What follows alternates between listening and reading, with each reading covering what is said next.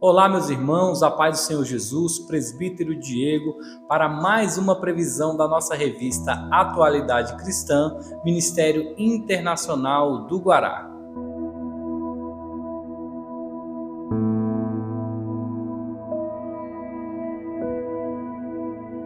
Hoje estaremos estudando a lição de número 13, a última lição do nosso trimestre. Essa lição ela tem por título O Milênio e o Porvir. Na lição de hoje nós estaremos estudando um pouco sobre o reino milenar e o que acontecerá no porvir da igreja e daqueles também que não fazem parte da Igreja de Cristo. O fundamento da nossa revista está baseado em Apocalipse, capítulo de número 20, no verso de número 6, que diz assim: Bem-aventurado e santo é aquele que tem parte na primeira ressurreição. Sobre estes não tem poder a segunda morte, mas serão sacerdotes de Deus e de Cristo e reinarão com ele 1000 anos. Este é o fundamento da nossa revista. As nossas referências bíblicas estão em Apocalipse, capítulo de número 21, do verso 1 ao verso 13, que diz assim: E vi um novo céu e uma nova terra, porque já o primeiro céu e a primeira terra passaram e o mar não existe. Eu, João, vi a cidade santa, a nova Jerusalém que de Deus descia do céu, adereçada como uma esposa ataviada para o seu marido. E ouvi uma grande voz do céu que dizia: Eis aqui o tabernáculo de Deus com os homens, pois com eles habitará, e eles serão o seu povo, e o mesmo Deus estará com eles e será o seu Deus. A nossa introdução diz assim: chegamos no final do trimestre e estudamos praticamente todos os capítulos do livro do Apocalipse. Agora, nessa lição, nós iremos aprender um pouco sobre o milênio e o que é a primeira ressurreição. O que é a segunda morte? Muitos se perguntam: primeira ressurreição, segunda morte, quais são? Como elas são apresentadas na palavra de Deus? Hoje nós estaremos estudando um pouco sobre esses assuntos. O tópico de número 1 diz assim: o milênio, os 1000 anos. João tem a visão de um anjo que prendeu o dragão, Satanás, por 1000 anos. Apocalipse capítulo 20. O objetivo era evitar que continuasse a enganar as nações. Aqui, irmãos, nós estudamos que Deus vem em socorro do seu povo, a saber, Israel. Nós estudamos nas lições anteriores que o anticristo, o falso profeta, a besta e todos os exércitos do mundo cercaram a Israel para batalhar contra o povo de Deus. Mas Cristo, ele vem com seu exército, ele instaura ali no monte e destrói todos os inimigos de Deus, todos os inimigos do povo de Deus. E agora Satanás ele é aprisionado. E qual o objetivo desta prisão? É para que Satanás não engane mais o povo. Mas essa prisão tem um tempo determinado, que é de 1000 anos, o reino milenar. Após esse acontecimento, o que acontecerá? Como será esses 1000 anos? O que ocorrerá durante este tempo? Nós lemos aqui na nossa introdução, nas nossas referências bíblicas, que a nova Jerusalém celestial, ela vai descer do céu e pairar sobre a terra. Aqui sim ocorrerá o tabernáculo de Deus com os homens. E isso acontecerá por quanto tempo? Por 1000 anos. Agora eu vou fazer apenas um adendo aqui, não está na nossa revista, mas para que os irmãos aprendam e entendam um pouco. Até vocês já viram algumas vezes as pessoas cogitando isso, ou até você mesmo cogitou no seu coração. A palavra de Deus diz em Mateus capítulo de número 24, que após o evangelho do reino ser pregado, então viria o fim. Aí as pessoas ficam pensando e cogitando nos seus corações. Então, Jesus nunca virá, nunca terá fim, porque pessoas nascem todo dia. Há pessoas que moram em tribos, em lugares que o homem não chegou com o evangelho. Então, haver esse pensamento nunca terá fim, porque pessoas nascem, morrem, e todos os dias acontece isso. E nem todos ouviram ainda falar de Cristo.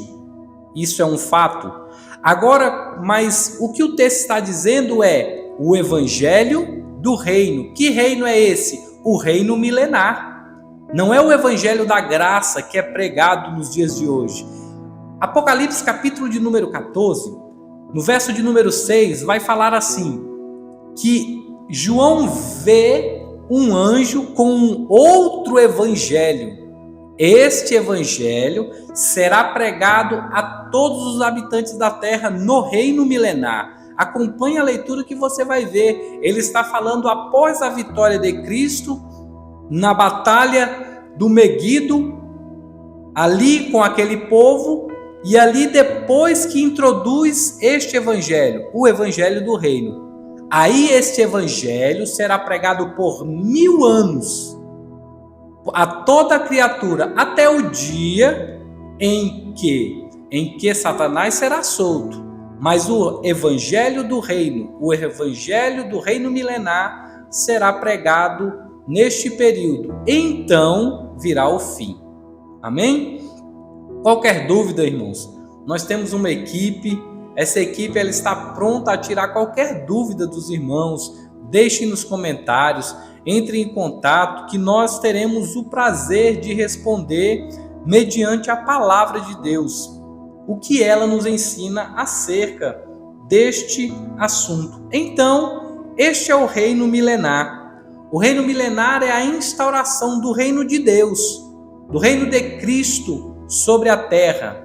Então todo o povo estará com ele, e ele será o seu Deus, e ele regerá as nações com o seu cetro poderoso. Amém? Tópico 1.2 diz assim: a primeira ressurreição. A doutrina da ressurreição, ela foi ensinada por Jesus e ela é essencial para a nossa fé, a fé cristã. Já era mencionada no Antigo Testamento. Ela é diferente, irmãos, da reencarnação. Não é uma reencarnação, é uma ressurreição. Então, retornar à vida. As pessoas outrora, elas ressuscitavam. Quantos personagens na Bíblia não ressuscitaram? Quantas pessoas Jesus mesmo não ressuscitou? Lembra do jovem filho da viúva de Naim? Lembra da filha de Jairo? Lembra do próprio Lázaro? E os apóstolos, quantas pessoas eles não ressuscitaram? Lembra-se quando Pedro ele ressuscita Dorcas? Lembra quando Paulo ressuscita Eutico? Mas todos esses ressuscitaram, mas tornaram-se a morrer. Não é essa a ressurreição que está falando. Essa aqui ela está falando da ressurreição eterna, do corpo transformado, do corpo que é salvo, da alma e do espírito que são levados novamente a Deus. É desta ressurreição que nós estamos falando. A promessa da vida eterna, ela é feita para todos os salvos. Em contraponto à ressurreição temporária, quando uma pessoa ressuscita neste mundo e volta a morrer. É os exemplos a qual nós citamos. Por quê? Porque aqueles que morrem em Cristo, eles não morrem eles automaticamente vão até o paraíso, eles estão vivos, porque Deus não é Deus de mortos, Deus, ele é Deus de vivos. A ressurreição dos corpos, ela ocorrerá quando Deus dará ordem para que a trombeta seja tocada. Aí cumpre-se-á Apocalipse capítulo de número, 1 Coríntios capítulo de número 15 e aos Tessalonicenses capítulo 4. Também vai dizer que quando isto que é mortal se revestir da imortalidade, isso que é corruptível se revestir da incorruptibilidade, então se cumprirá a palavra, tragada pela morte foi a vitória. Então vamos ter este pensamento, que é esta ressurreição. O apóstolo Paulo também fala aos Tessalonicenses que, num instante, num abrir e fechar de olhos, ao soar da trombeta, o que acontece? Nós, se estivermos vivos, seremos arrebatados. Mas primeiramente os que morreram em Cristo, eles ressuscitarão. Nós nos encontraremos juntos nos ares e nos encontraremos com Cristo nas mansões celestiais. Esta é a primeira ressurreição, a ressurreição dos salvos. Agora 1.3 vai falar sobre a segunda morte. O que é a segunda morte? Não é apenas uma morte? O escritor aos Hebreus não nos diz que ao homem é ordenado morrer uma vez só? Depois disso segue-se o juízo? A Bíblia está em contradição? De maneira nenhuma. A segunda morte, ela vai falar da morte espiritual, vai falar da morte eterna, que é a separação total da alma perdida do Deus Criador. A segunda morte é um termo utilizado em 3 passagens do Apocalipse. Morte significa separação. A morte física é a separação do corpo, que é a parte material, do espírito e da alma, que são as partes imateriais, que nós cremos e entendemos que voltam a Deus no momento da morte. O espírito torna a Deus e a alma segue ao paraíso. Mas isso é uma lição para uma outra hora. A primeira morte é a morte física, quando o corpo se separa. O corpo é sepultado e o espírito volta para Deus. A segunda morte, ela é espiritual e eterna. Olha só, se refere à condição de estar separado de Deus. A segunda morte não tem poder, ela não pode atingir quem? Os salvos. Ela não atinge os salvos. A segunda morte, ela só atinge os perversos, aqueles que não creem em Deus, aqueles que não entregaram as suas vidas enquanto estavam vivos no corpo a Cristo. A segunda morte pertence a eles. E o que é a segunda morte? É a morte espiritual. É a morte eterna. A alma vai morrer? Não, a alma é eterna. Diferente do que é ensinado por algumas seitas, que há o sono da morte, que a morte é o fim, é dormir para sempre. Vão dizer que a morte é algo que é o fim. Não. A alma, ela é eterna. O espírito torna-se a Deus, porque o espírito é de Deus, mas a alma vai seguir o seu juízo. Qual o juízo? O juízo daqueles que não quiseram estar com Deus. É a morte eterna. É um termo, digamos assim, sutil para dizer condenação eterna. Para não dizer Hades, para não dizer inferno, para não dizer lugar de tormenta, para não dizer sofrimento eterno. Esta é a segunda morte, a separação total de Deus. Não deixemos ser enganados por seitas, por mentiras, dizendo que a morte é o fim, é catatumba e pronto. Não. Você tem uma alma e essa alma é eterna. e é de acordo com o que você vive aqui na terra que vai dizer qual o destino da sua alma. Se é o paraíso, se é as mansões celestiais ou é o lago de fogo que arde com fogo e enxofre. A escolha é sua. Esta é a segunda morte. Tópico de número 2. Um novo céu e uma nova terra. O primeiro céu e a primeira terra se passaram. Em seguida, João tem uma visão de um novo céu e uma nova terra. Representam uma criação restaurada e totalmente purificada do pecado. Na visão, a criação passou por uma transformação profunda com a volta do Senhor. João vê a cidade santa, a Nova Jerusalém, que é o lugar da habitação perfeita dos salvos, onde o Senhor habitará com o seu povo em perfeita harmonia e vivendo virtudes plenas do Espírito. Não haverá mais morte, nem pranto e nem dor. Vale a pena servir a Cristo, pois nenhuma tribulação desta vida se compara com a glória que irá por vir. Irmãos, um novo céu e uma nova terra. As coisas velhas se passaram e tudo se fez novo. É o que está aguardando a igreja. É o que está aguardando o povo de Deus. João vê um novo céu, tudo transformado. Quando o homem é criado, ele é colocado no jardim. O jardim era perfeito, sem mácula, perfeito.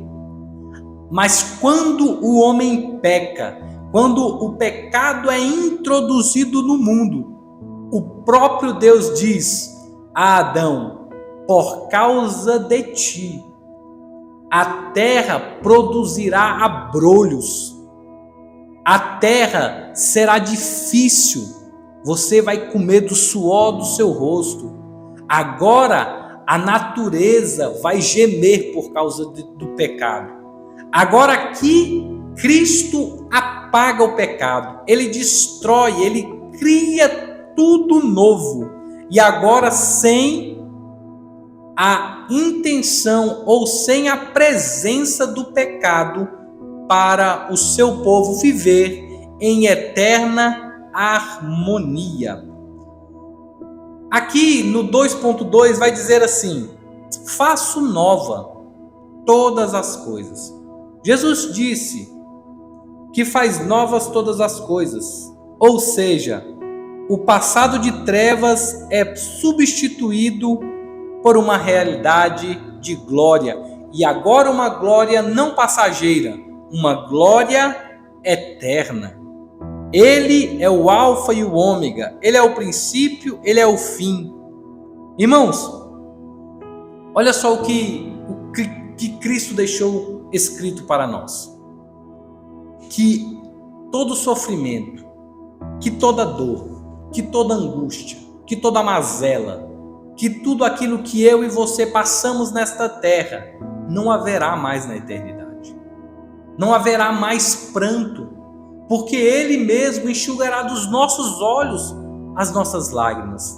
Não haverá mais dor, não haverá mais luto, porque a morte não terá mais poder sobre nós, porque nós não estaremos mais correndo perigo, porque Ele fez nova todas as coisas.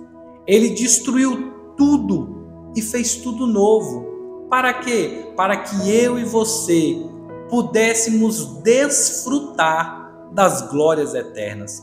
Vale a pena ser fiel a este Deus. Vale a pena ser fiel a tudo o que Ele nos deixou escrito na sua palavra. Porque o que Ele tem reservado para mim e para você é um peso de glória tão grande, irmãos, que não há palavras mensuráveis para dizer. Lembra quando o apóstolo Paulo cita, quando ele conhece um homem que subiu até o terceiro céu e ele viu coisas inefáveis? Ele viu e ouviu coisas que não era lícito falar. Estas coisas que Cristo fez para mim e para você, coisas novas, belas, coisas que nós nem imaginamos, estão reservadas para mim e para você e para todos quantos queiram aceitar o Cristo vivo. Agora o 2.3 diz assim: a Nova Jerusalém. João tem a visão da esposa do Cordeiro, a Nova Jerusalém. Ela tinha a glória de Deus, um grande e alto muro com 65 metros de espessuras. Fala da proteção de Deus. Tinha 12 portas para as 12 tribos de Israel. Com 12 anjos, o muro tinha fundamentos, 12 apóstolos, era quadrada, e aqui estão as especificações da Nova Jerusalém Celestial. Só que o que não tinha na Nova Jerusalém Celestial? Não tinha luz. Por quê? Não tinha mais o sol para clarear o dia, nem a luz para clarear a noite. Por que não precisava mais? Porque a glória do próprio Cristo, essa alumiará a Nova Jerusalém Celestial. Ele é a nossa luz. Lembra quando é escrito na palavra de Deus que os injustos, eles sofrerão o dano por causa de negar a Cristo, de fazer as suas más coisas, mas para mim e para você nasceria o sol da justiça? Este nasceu, é Cristo. Ele clareará a Nova Jerusalém Celestial e lá não haverá mais trevas. Glória a Deus por isso. Não entrará nada que contamine, porque há a proteção de Deus. Não haverá mais espaço para o pecado, porque viveremos a plenitude do Espírito Santo. No tópico 3 vai falar sobre o rio da vida.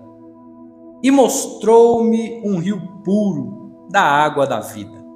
Finalizando a visão, João vê um rio puro da água da vida, claro como cristal, que procedia de onde? Diretamente do trono de Deus e do Cordeiro.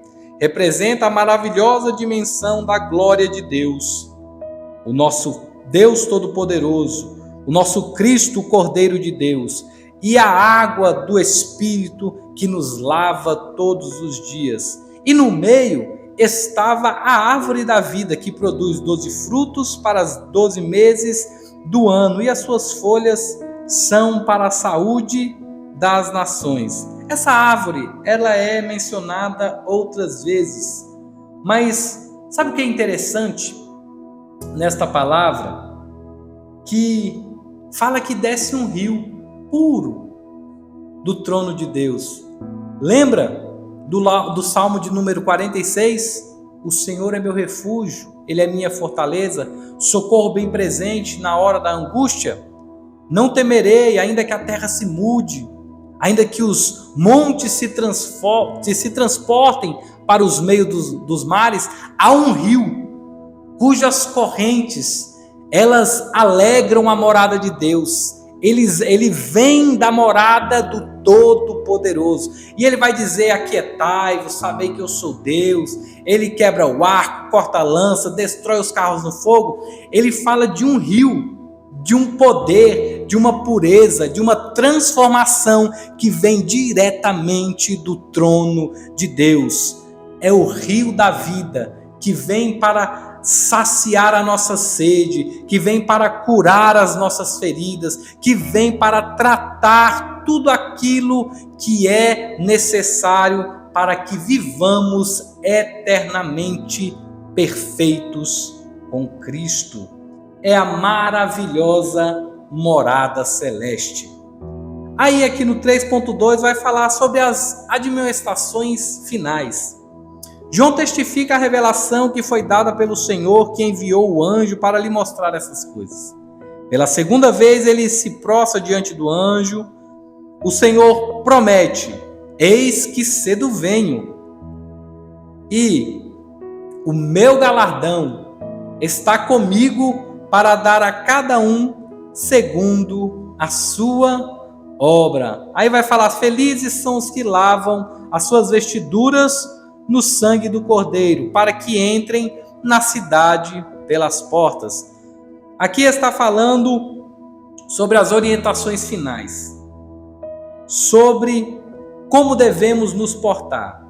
Olha só o que interessante o texto diz: o meu galardão. O galardão é de quem? O galardão é de Cristo, é dele o galardão. Aí, se nós lembrarmos de Isaías 53, vai falar que ele tomou sobre si as nossas dores, o castigo que era para nós ele tomou sobre si, sobre as suas pisaduras nós fomos sarados. Só que quando vai chegando perto do final do capítulo 53, vai dizer que ele repartirá os despojos com os outros, com os poderosos. Ou o galardão é dele, tudo pertence a ele, mas por causa do seu amor, ele vai dividir conosco os galardões. O galardão pertence a ele. Por isso que o apóstolo Paulo vai dizer: por ele e para ele são todas as coisas. Tudo vem dele, tudo provém dele, tudo vem do nosso Cristo. Se eu e você respiramos, é porque Cristo permite. Se nós fazemos qualquer coisa, é porque vem dele, porque sem ele nós não podemos fazer nada. E ele vai falar: eis que cedo venho. Ele está voltando, irmãos. Aguarde mais um pouquinho. Não pense que Jesus está demorando, não. Jesus, ele virá no tempo oportuno. Então, até ele vir, continuemos pregando, continuemos anunciando e lavando as nossas vestes no sangue do Cordeiro. É nos purificando do pecado todos os dias, irmãos. Lembra-se daquele episódio que um grande rei fez uma festa e ele chamou os convidados não quiseram, ele mandou trazer aqueles que estavam nas ruas, nas vielas, por toda parte, mas dentro da festa havia um que não estava vestido adequadamente, foi lançado fora. Assim também é no reino eterno. As nossas vestes têm que estar branquecidas no sangue do Cordeiro. Não podemos viver uma vida de pecados. Devemos todos os dias lavar as nossas vestes. Perdoa os meus pecados, purifica as minhas vestes. Se lembra do profeta Josué? O profeta Josué, Satanás acusava ele de estar com as suas vestes sujas. O que Deus manda fazer? Troca as vestes de Josué. Por quê? Porque o diabo estava acusando ele. E quando o diabo nos acusa, nós lavamos as nossas vestes todos os dias no sangue do Cordeiro, até o dia que ele venha e nós possamos entrar pelas portas da cidade.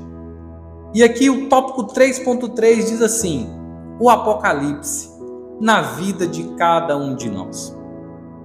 Cada um de nós tem o seu próprio Apocalipse, ou seja, possui a revelação de Deus dada especialmente a você pela palavra do Evangelho. Pela ação do Espírito se esclarece que no mundo nós teremos aflições, mas temos que ter bom ânimo. Devemos enfrentar as tribulações com fé e confiança, sabendo que o nosso Salvador está conosco para nos dar vitória. Não desista de enfrentar as suas tribulações. Irmãos, cada um tem uma revelação da palavra. Deus fala com você através desta palavra.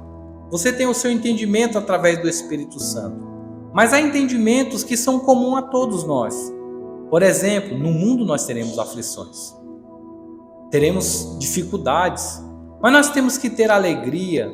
Nós teremos que ter ânimo bom. Para quê? Para que nós possamos suportar, sabendo que essas leves e momentâneas tribulações não se comparam com o peso da glória que está vindo. Então, eu falo a você, não desista por causa das dificuldades. Não pare por causa das tribulações. Continua, permaneça firme e fiel, porque o teu galardão está guardado com Cristo e Ele mesmo lhe dará ao entrar nos portões celestes. A nossa conclusão vai falar sobre a poderosa revelação do Apocalipse. E nós aprendemos muito no livro do Apocalipse. Nós aprendemos sobre as orientações nas igrejas, as 7 igrejas da Ásia Antiga. Nós aprendemos sobre o livro do Cordeiro. Nós aprendemos sobre as 7 trombetas, os 7 selos. Aprendemos sobre as taças. Aprendemos sobre o significado da mulher e do dragão. Apresentada sobre Babilônia. Aprendemos tantas coisas neste livro. E isso só nos aguça a nos mergulharmos mais, porque Deus tem uma nova revelação a cada dia. Não que a palavra será nova, a palavra de Deus, ela é todo dia a palavra de Deus. A palavra de Deus não se renova. O que se renova é o nosso entendimento. A palavra de Deus não precisa ser atualizada. A palavra de Deus precisa ser obedecida e estudada. É esta palavra que abre os nossos olhos para que nós vejamos o porvir de glória que aguarda a igreja do Senhor.